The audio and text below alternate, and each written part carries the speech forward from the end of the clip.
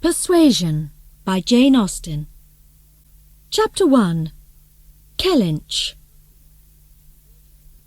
Sir Walter Elliot lived at Kellynch Hall in Somersetshire with two of his daughters, Elizabeth and Anne. His third daughter, Mary, did not live at the Hall. She met Mr. Charles Musgrove. They married, and Mary went away to live at Charles's home in the village of Uppercross, not very far from Kellynch. Sir Walter was 54 years old and was a handsome man, but he was not a clever man.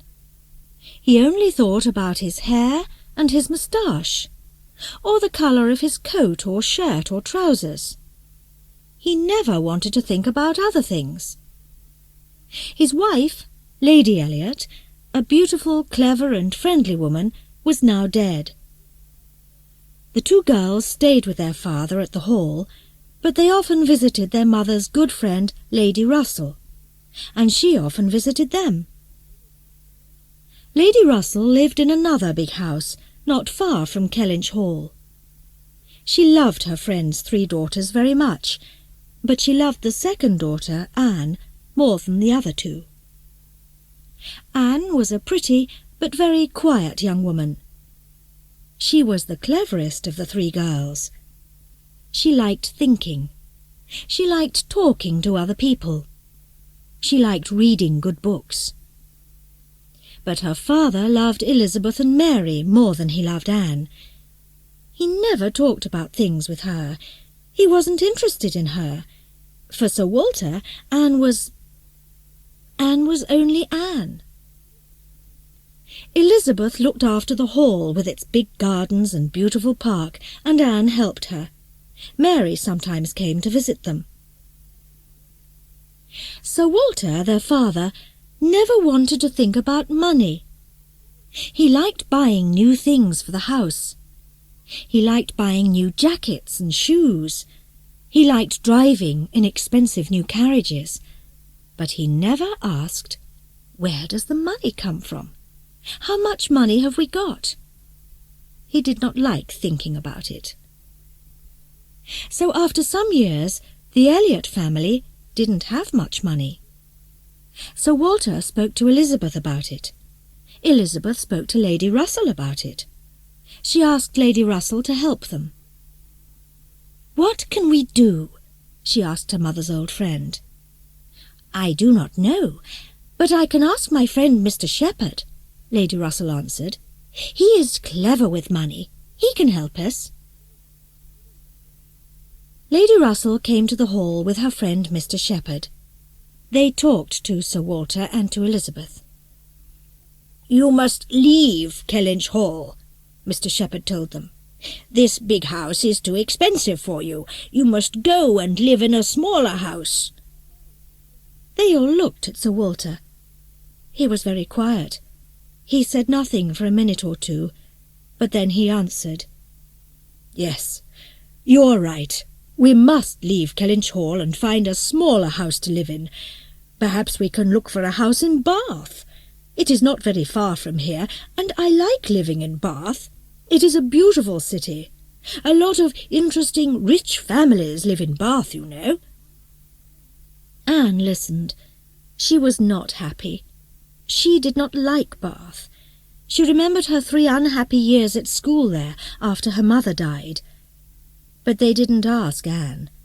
Sir Walter was not interested in Anne. They were going to leave her beautiful home, Kellynch Hall. Bath was going to be her new home.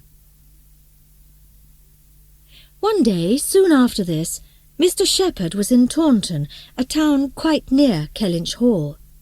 He met a man called Admiral Croft there, and his wife, Mrs. Croft. The Crofts had no children, and they were rich. Admiral Croft and his wife wanted to find a big house in Somersetshire, near Taunton. "I am in the Navy," the Admiral told Mr. Shepherd, "but I have a holiday now for some months, and I want to take a nice, quiet house near here for a holiday." Mr. Shepherd told Admiral and Mrs. Croft about Kellynch Hall. They were very interested. They wanted to see it.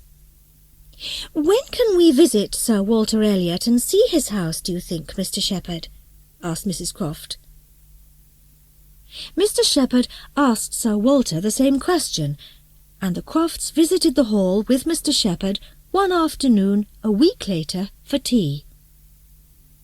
They met Sir Walter, Elizabeth and Anne, and they all sat together and had tea. The Admiral and his wife liked the house and its gardens very much. They asked many questions about it. Mr. Shepherd wanted to know more about the Crofts too, so he asked them some questions. "And you know, Sir Walter," Mr. Shepherd said later, "Mrs. Croft comes from Somersetshire too. Her brother lives quite near Kellynch, she said.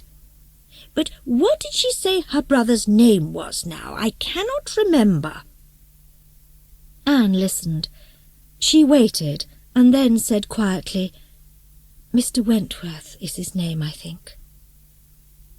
"That is the name, Mr. Wentworth. Thank you, Miss Elliot." Anne stood up suddenly and walked quickly out into the garden. She was excited. Her face was hot and red, and she did not want the other people in the room to see. "In a few months, perhaps, he is going to be here, at Kellynch," she said quietly. Mrs. Croft had 2 brothers. One of her brothers lived near Kellynch in Somersetshire, but her second brother was a young officer in the Navy. His name was Captain Frederick Wentworth. Some years before, in the summer of 1806, the young Captain Wentworth came to stay with his older brother in Somersetshire. He was a very handsome, clever and strong young man. He met Anne, a pretty young 19-year-old girl, and the 2 young people soon fell in love. They were very happy together, but only for a short time. Captain Wentworth spoke to Sir Walter one day. "Your daughter Anne and I are in love, sir," he said. "We are very happy together. I am here to ask you, Sir Walter, for your daughter's hand. We want to marry." Sir Walter did not say yes or no. He was cold and unfriendly to Captain Wentworth, and he was not interested in his daughter Anne. He did not want to help her to marry the young man she loved. He did not want Anne to be happy. Lady Russell wanted Anne to be happy, but she too did not want Anne to marry Captain Wentworth. She thought Anne was too young. Anne was only 19. And Captain Wentworth had no money. She wanted Anne to wait and find a richer, more important man to marry, not a young officer in the Navy. Anne listened carefully to Lady Russell. The older woman's persuasion slowly began to work. Slowly, Anne started to think her love for Captain Wentworth was wrong. "Perhaps I am too young," she thought, "and perhaps I cannot help Frederick to be happy. I must think of his work in the Navy. Perhaps he can do better without me. Perhaps Lady Russell is right. I know she loves me and is my friend." She saw Captain Wentworth one last time that summer. Her face was very sad. "I am very sorry, Captain Wentworth," she said to him, "but I cannot marry you." "But we are happy together, Miss Elliot," he answered. "I do not understand this. Why?" "I cannot say," Anne answered, "but that is my last word. We cannot marry." Captain Wentworth left Kellynch Hall that afternoon, and soon he left the country. He went to sea again in his ship. Anne changed. She was quieter. Her pretty face was often sad. She loved Captain Wentworth. She was not going to marry Captain Wentworth, so now she did not want to marry anybody. For more than 7 years, Captain Wentworth did not come back to England. He was now a rich man, and he was going to be in Somersetshire again, perhaps at Kellynch Hall, with his sister, Mrs. Croft. Chapter 2. Uppercross. Sir Walter and Elizabeth moved to live in a house in Bath early in September. Admiral and Mrs. Croft were going to arrive to live at Kellynch Hall later that month. Anne's younger sister Mary was ill, so Anne did not go to Bath with her father and her older sister in September. She went to Uppercross to stay with Mary and her husband Charles for some weeks. She was going to help Mary with her 2 young children. Lady Russell drove Anne to Uppercross in her carriage. Uppercross was a beautiful old English village, about 3 miles from Kellynch Hall. Charles's mother and father, Mr. and Mrs. Musgrove, and his 2 younger sisters lived in the biggest house in the village, and Charles and Mary lived in another, smaller house near there, Uppercross Cottage. Anne liked the cottage, with its garden of flowers and fruit trees. Anne liked Mary's husband, Charles, too, and she liked Charles's 2 younger sisters, Henrietta and Louisa. They were pretty girls, 19 and 20 years old. They liked dancing and singing and meeting new people. They were happy, friendly girls, and they liked Anne very much. On the 29th of September, Admiral and Mrs. Croft arrived to live at Kellynch Hall. Soon after that, the Crofts came to visit the Musgroves in the big house, and Mary and Anne at the cottage one afternoon. Charles was not at home, but Mary sat and talked to the Admiral, and Anne talked to Mrs. Croft. Suddenly, Anne heard the Admiral say to Mary, "One of Mrs. Croft's brothers is coming to stay with us soon at Kellynch Hall, you know." "Which of Mrs. Croft's brothers is that?" asked Mary. "I understand she has 2. "Yes," the Admiral started to answer. "That is right. It is—" But he did not finish his answer. Mary's 2 little boys wanted him to go and play, and they pulled him away to another corner of the room. Mr. and Mrs. Musgrove came to have dinner at Uppercross Cottage that evening with Henrietta and Louisa. Henrietta came with her mother and father in their carriage, but Louisa wanted to walk to the cottage through the park, and she arrived at the cottage first. "Mrs. Croft's brother, Captain Wentworth, is back from sea, and Mrs. Croft says he is coming to stay with them soon at Kellynch Hall," said Louisa excitedly. "Did the Crofts tell you that when they were here this afternoon?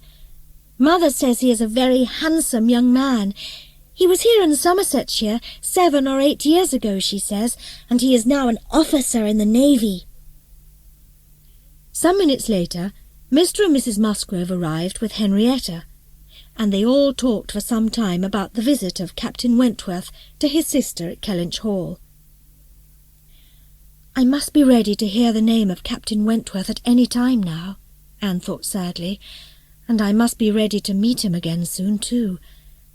I must try to forget my love for him." 3 or 4 days after this, Captain Wentworth arrived at Kellynch Hall. Mr. and Mrs. Musgrove invited him and the Crofts to come to dinner with them at Uppercross a week later. Charles and Mary went to the big house for dinner too. Anne stayed with their 2 children at the cottage. So Charles and Mary met Captain Wentworth for the first time. Charles invited him to visit them the next day at the cottage, and so it was there that Captain Wentworth and Anne met again after more than 7 years. She heard his voice outside the door. He came in. Her eyes met his. He gave a small, polite smile. The other people in the room, Mary, Henrietta, Louisa, all wanted to talk to him. Charles came in and said something to him, and then the 2 men left. Henrietta and Louisa left a minute or 2 after them, and Anne tried to listen to Mary.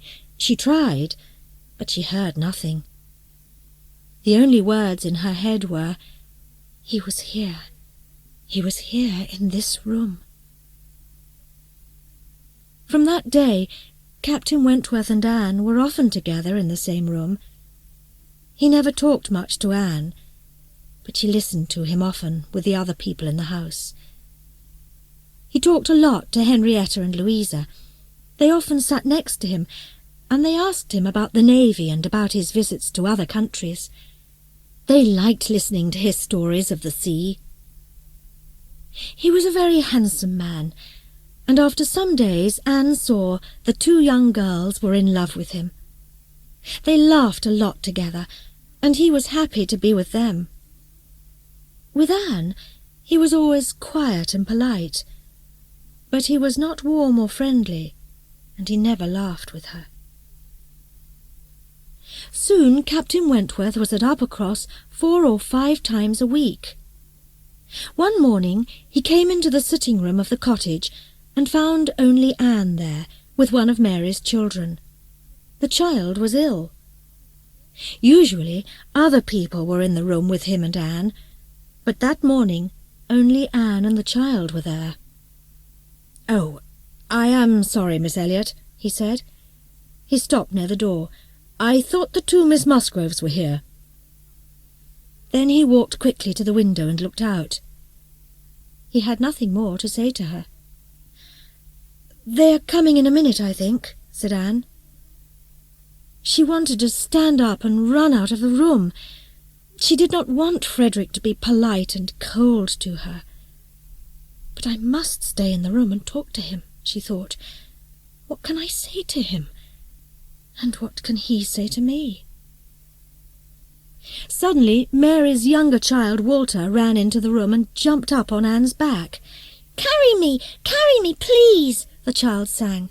"No, Walter, I do not want to play with you now. Please get down, you are heavy." The child did not move.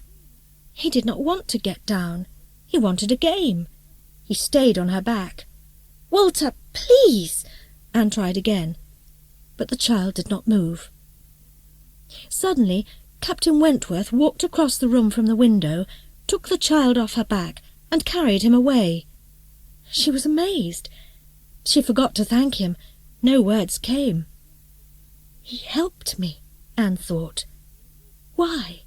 He watched me, and he came to help me." Captain Wentworth sat in another corner of the room with the child and played with him. Then luckily Mary and Henrietta and Louisa came into the room, and Anne left quickly. It was a small, unimportant thing, but Anne wanted to think about it. It was autumn. The trees were brown and yellow in the park of the big house at Uppercross. For the next week or two Anne was often with Captain Wentworth and Henrietta and Louisa Musgrove. They walked in the park, or along the small roads to other villages near Uppercross. Anne watched and listened, but she thought Captain Wentworth was not in love with Henrietta or Louisa. He liked them, but he was not in love with them, she thought. One afternoon, because the weather was warm and sunny, they went for a longer walk than they usually did. They were not far from Kellynch Hall. They were all quite tired, so they stopped and sat down under a big tree for some minutes. Suddenly they saw Admiral Croft and his wife in their small carriage in the little road near them. Mrs. Croft saw them, and the Admiral stopped his carriage. "You have a very long walk back to Uppercross, and it is quite late," said the Admiral. "Can we take one of you with us? We can easily take one more in the carriage, you know." Henrietta and Louisa were not very tired, so they said, "No, thank you."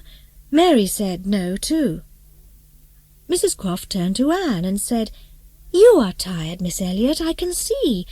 You must come with us in the carriage. We can very easily take you." Anne smiled and was going to say no, thank you, but Captain Wentworth turned and looked at her quietly. Then, without a word, he took her arm and helped her up into the Crofts' little carriage. Again Anne was amazed, and again she forgot to thank him. "He saw I was tired, so he put me here," she thought. The Admiral drove off along the road to Uppercross with his wife and Anne. Anne talked and answered their questions without thinking, but then they began to talk about Frederick, and Anne listened. "I think it is time he found a wife now," said the Admiral. "He likes those 2 Musgrove girls, but the question is, which of the 2? "Yes, which? They are very pretty girls, but I do not think he is in love with them, and it is not easy to say which he likes most," answered his wife. Chapter 3. Lyme. For 2 or 3 days after the long walk and the drive in the carriage with the Crofts, Anne did not see Captain Wentworth at Uppercross. He was away. He went to visit his old friend Captain Harville in the town of Lyme by the sea, 17 miles from Uppercross. When he came back, he told them about the beautiful small town of Lyme. It was November now, but the weather was quite warm. Captain Wentworth talked about going back to Lyme for some days to be with his friends there. The other young people at Uppercross all wanted to go too. Louisa was the most excited about going to Lyme. She asked her mother and father about it, and they said yes. They went in 2 carriages. The 4 young women, Mary, Anne, Henrietta and Louisa, went in a big carriage, and Charles and Captain Wentworth drove in a smaller carriage behind them. The 2 carriages arrived in Lyme after 12 o'clock, so there was not much time to see the town that afternoon. They went first to find rooms in a small hotel. They asked for their dinner to be ready at 7 o'clock. Then they all walked down to the sea together. They walked past Captain Harville's house near the beach, and Captain Wentworth went inside to say hello to his friends there. The others went down to the beach. There was a long sea wall there called the Cobb, and they walked out along it. Soon they saw Captain Wentworth with 3 friends on the beach coming to meet them. Captain Wentworth was with Captain Harville and his wife, and another young officer in the Navy, Captain Benwick. They all met on the Cobb and walked back to the Harvilles' house together. Anne and Henrietta were the first people to be up early the next morning, so they went for a short walk down to the sea together before breakfast. The wind from the sea was cold in the early morning, but it was another beautiful November day. After some time they turned to go back to the hotel, and there on the beach they saw Captain Wentworth. They all walked back to the hotel together. At the door of the hotel they met another gentleman coming out. His carriage waited by the door. They didn't know him. He was about 30 years old, not handsome, but he had a nice face. He moved back quickly and opened the hotel door for them very politely. "Thank you, sir," said Anne. She looked at the polite gentleman, and she saw in his eyes that he thought she was beautiful. Anne was very pretty that morning after her walk in the early morning by the sea.